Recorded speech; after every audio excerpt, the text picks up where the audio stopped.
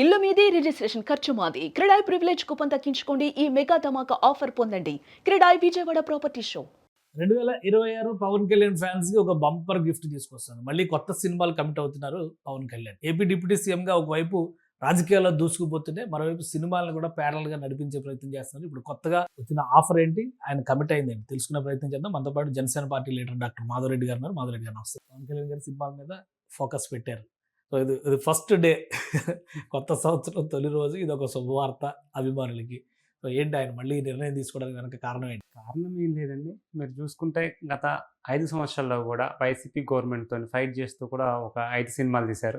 అదేవిధంగా ఈ సంవత్సరం గూడా ఈ 5 ఇయర్స్‌లో గూడా ఒక 3, 4 సినిమాలు తీయాలి. ఎందుకంటే ఆర్థికంగా బలపడినప్పుడు మాత్రమే మీరు చూస్తున్నారు, ఏదైతే కౌలు రైతులకు గాని ఇలాంటి సహాయాలు చేయాలి అంటే ఆర్థికంగా బలపడాలి. అది న్యాయబద్ధంగా. ఆయన ప్రొఫెషను ఏంటి అంటే సినిమాలు తీయడం వృత్తి కాబట్టి ఆయనకి వచ్చిన టైంలో ఏదో మార్నింగ్ 7-9 ఆ టైంలో సమయం ఇస్తూ సినిమాలు కంప్లీట్ చేస్తున్నారు. మేబీ ఇంకా 3, 4 సినిమాలు కూడా వచ్చే అవకాశాలు ఉన్నాయి. అంటే పవన్ కళ్యాణ్ గారు సినిమాలు చేయడం వలన ప్రజాసేవకి దూరం అవుతాడు. మళ్ళీ రాజకీయాలను సీరియస్‌గా తీసుకోరు. కొంతమంది కామెంట్స్ చేశారు గతంలో కూడా.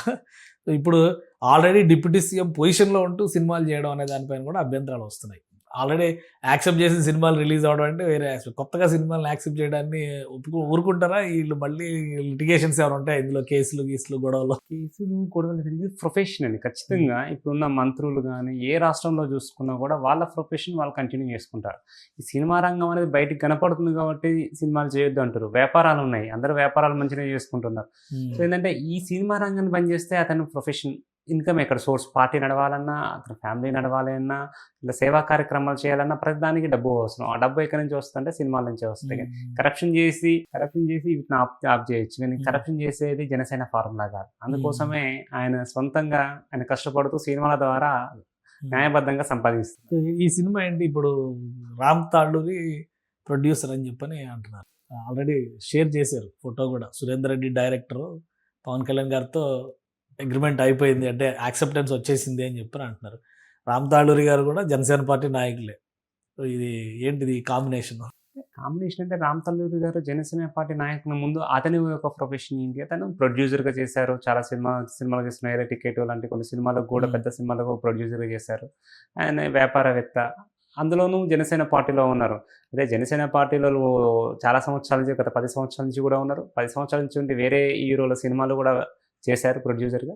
దాంట్లో భాగంగానే మా అధినేతతో చేయాలన్నది ఒక డ్రీమ్, కోరిక అని చెప్పి కూడా మీరు రామ్ తల్లూరి గారే స్వయంగా అనౌన్స్ చేశారు.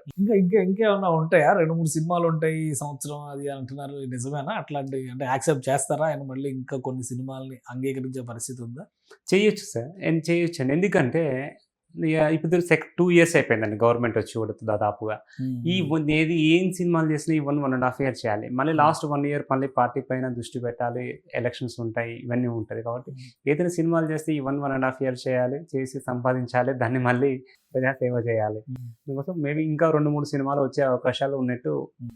అసలు కలెక్షన్స్ లేవు పవన్ కళ్యాణ్ గారి సినిమాలకి. మొన్న బలవంతంగా ఫ్యాన్స్ ఆడించారు. వైసీపీ నాయకులు చాలా రకాల ట్రోల్స్ చేశారు. ఎక్కడ మార్కెటే లేదు అని చెప్పని. అలాంటప్పుడు నిర్మాతలు నెత్తి మీద చేయి పెడుతున్నారు పవన్ కళ్యాణ్ అనే విమర్శలు కూడా వస్తున్నాయి. ఏమంటారు మీరు? వైసీపీ నాయకులకి ఏంటంటే సార్, పచ్చ కామెంట్లు వచ్చిన వాడికి అన్ని పచ్చగానే కనపడతాయి. సినిమా ఆడినా ఆడకపోయినా వాళ్ళు ఆడిననే చెప్తారు సార్. ఎందుకంటే మీరు చూసుకోండి, గత లాస్ట్ 3 మూవీలు చూసుకోండి, ఒక్కొక్క సినిమా 100 కోట్ల క్రాస్ చేసింది. ఏ హీరోది కూడా కంటిన్యూగా 3 సినిమాలు 100 కోట్లు చేసిన చరిత్ర లేదు. ఇది మా అధినేత పవన్ కళ్యాణ్ గారు చేస్తారు. ఇంకొకటి ఏంటంటే పవన్ కళ్యాణ్ గారికి సినిమా ఆడదని లేదు సార్. ఆయన ఉంటే చాలు, ఆయన కనపడతారు. దాంట్లో స్టోరీ కంటెంట్ ఏమి అవసరం లేదు. ఆయన కనపడిందంటేనే వెళ్ళి చూస్తారు. ఎగ్జాంపుల్ సార్, నిన్న చూడండి, న్యూ ఇయర్ సందర్భంగా జల్సా మూవీ రిలీజ్ చేశారు. చూస్తే థియేటర్ల దగ్గర మొత్తం నిండిపోయి ఉన్నారు. అంటే మనం ఆయన అభిమానులు ఏ విధంగా ఉంది చెప్పుకోవడానికి. జల్సా మూవీ ఆల్రెడీ మనకి ఎన్నోసార్లు సినిమాలు వచ్చింది, యూట్యూబ్ లో ఉంది, అన్నిట్లో ఉంది. ఆయన కూడా ఓటీటీలో చూశారు, టీవీలో చూశారు. మళ్ళీ చూసిన అన్ని సంవత్సరాలు, దాదాపు దశాబ్దం దాటిపోయిన సినిమా కూడా ఆరాధన ఎలా ఉంది అంటే ఇంకా కూడా తగ్గలే. ఇక కొత్త సినిమాలు ఆరాధన చెప్పడం దానిలో అంత మూర్ఖత్వం లేదు, వాళ్ళకి అవగాహన లేకుండా, పరిజ్ఞానం లేకుండా చెప్తారు అనుకో. ఎట్లా బ్యాలెన్స్ చేస్తారు? ఇప్పుడు ఒకవైపు అధికార బాధ్యతలు, ఇంకోవైపు పార్టీ పరమైనటువంటి వ్యవహారాలు చూసుకోవాలి, మళ్ళీ సినిమాలు పెట్టుకుంటున్నారు. మూడింటిని ఎలా బ్యాలెన్స్ చేస్తారు? గతంలో కూడా వైసీపీ నాయకులు అడిగినప్పుడు మా అధినేత పవన్ కళ్యాణ్ గారి ఆఫీస్ నుంచి క్లారిటీగా ఇచ్చారు సార్. ఉదయం 7 గంటల నుంచి 9 గంటల మధ్యలో ఒక రోజు గంట నుంచి గంటన్నర సమయం ఇచ్చి సెట్ దగ్గరలో ఏర్పాటు చేసుకొని సమయం ఇస్తున్నారు అని చెప్పి ఆఫీస్ నుంచి క్లియర్గా ఇచ్చారు.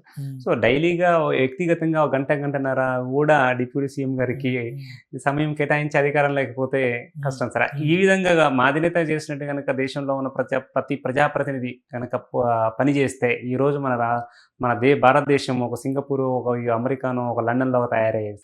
కానీ ఒకటి అంటే ఇప్పుడు ఈ సినిమా అసలు ఆగిపోయింది, గతంలో ఇచ్చిన హామీ ఆగిపోయింది. పాత కొన్ని పోస్టర్స్ ఆయన పవన్ కళ్యాణ్ గారు పుట్టినరోజు అప్పుడు రిలీజ్ చేసిన పోస్టర్స్ని వాటిని తీసుకొచ్చి మళ్ళీ ట్విట్టర్లో సోషల్ మీడియాలో పెడుతున్నారు. ఏంటి అసలు ఈ సినిమా ఇంతకుముందు అనుకుని ఆగిన సినిమానా లేదా మళ్ళీ ఫ్రెష్ లుక్తో వస్తున్న సినిమానా? ఇది ఫ్రెష్ లుక్తో వచ్చే సినిమా అండి ఖచ్చితంగా. కాకపోతే ఇంతకుముందు రామ్ తల్లూరి గారి దాంట్లో వచ్చే ఒక సినిమా చేయాలనుకున్న మాట వాస్తవం. అప్పుడున్న పరిస్థితులు, అప్పుడున్న చేతిలో ఉన్న సినిమాలు, అప్పుడున్న షూటింగ్ షెడ్యూల్స్, ఎలక్షన్స్ ఇవన్నీ బట్టి దాంట్లో ఆగిపోయి ఉండొచ్చు. ఇప్పుడు వచ్చే మూవీ మాత్రం కొత్త బ్యానర్ పైన కొత్త మూవీ అనేది రావడం జరిగింది. థ్యాంక్ యూ మాధవ్ రెడ్డి గారు విశ్లేషణ ఇచ్చారు. ఇది పవన్ కళ్యాణ్ గారు కొత్త సంవత్సరం రోజున కొత్త సినిమాకి సంబంధించిన తీపి కబురు అభిమానులకు చెప్పారు. అలానే ఆయన స్క్రీన్ పైన చూడాలనుకునే వాళ్ళ ఆశలు సజీవంగా ఉండేలాగా కొత్త టాపిక్తో మళ్ళీ ఆయన తెరపైకి రాబోతున్నారు. సురేందర్ రెడ్డి దీనికి దర్శకత్వం వహిస్తున్నారు. ఇక రాజకీయాలు, సినిమాలు రెండు బ్యాలెన్స్ చేసుకుని నడపగలిగే సామర్థ్యం పవన్ కళ్యాణ్ గారికి ఉంది కాబట్టి ఆయన జాగ్రత్తలు తీసుకుని ఈ నిర్ణయం తీసుకుని ఉంటారని చెప్పని మాధవ్ రెడ్డి గారు విశ్లేషిస్తున్నారు. ఇది స్పెషల్ డిస్కషన్. Keep watching.